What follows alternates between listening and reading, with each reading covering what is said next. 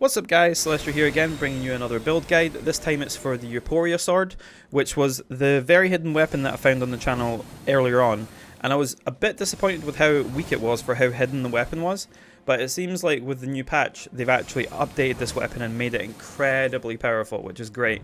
So I'm going to show you the build that I used to make this thing pretty powerful. There's a few buffs you can use as well to obviously enhance the damage even further, but you'll see kind of how strong it is in this. I'm not on PC, I only play Elden Ring on the Xbox, so I actually can't just respawn the bosses like some people can and practice on them, but for the most part you'll see it on a boss, and then you'll see it on the furnace golems and some other things, but the build is very fun and the weapon's strong.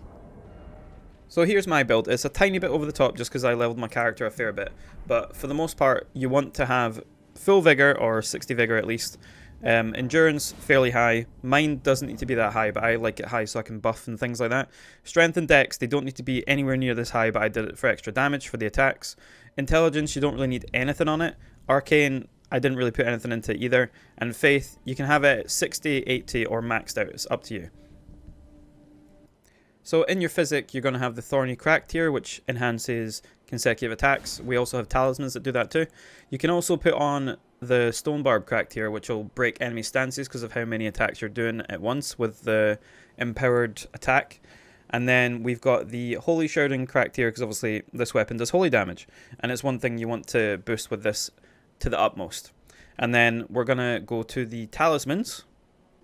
So this is the general build setup with the Talismans. So we've got the Euporia, it's not even maxed out and it does this much damage. We've got the Sword of Light because it actually buffs holy attacks when you use its ability as well.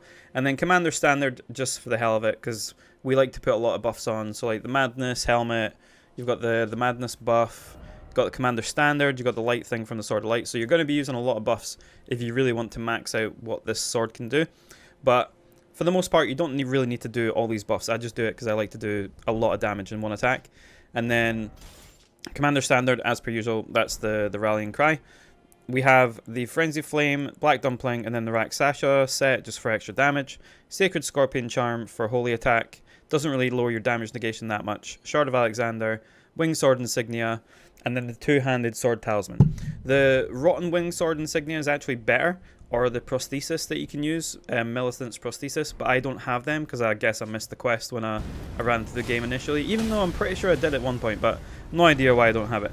But you need to do a very lengthy quest line in order to get that, but you don't really need all of those. You can switch them out if you find any better talismans, but you'll be able to see how much damage this build actually does. It's actually insane. So here's showing it on the golem.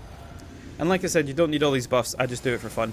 So you'll see how much damage this actually does to the golem. Look at all that massive damage. And then you can also do the stab on its face to get even more damage. Like I said, it does actually do a lot of damage on bosses. I've only tested it against a couple of the ones in the DLC. But it's very hard to get hits on them in certain aspects. And it's also very hard to test it for me because I need to kill the boss and replay the entire game and then do it all over again because I'm not on PC. But that's pretty much the build, guys. I'm very glad they buffed this weapon because it's one of the coolest looking weapons in the game. And its ability and everything is just so cool and so powerful. But that's it for the guide, guys. If you want to find this weapon and you don't know where it is, there's a previous video on the channel of where to find it. It's a very fun weapon to actually find as well as use. But hopefully this helps and you enjoy using the weapon. Have a great day and I'll see you in the next video. Bye bye!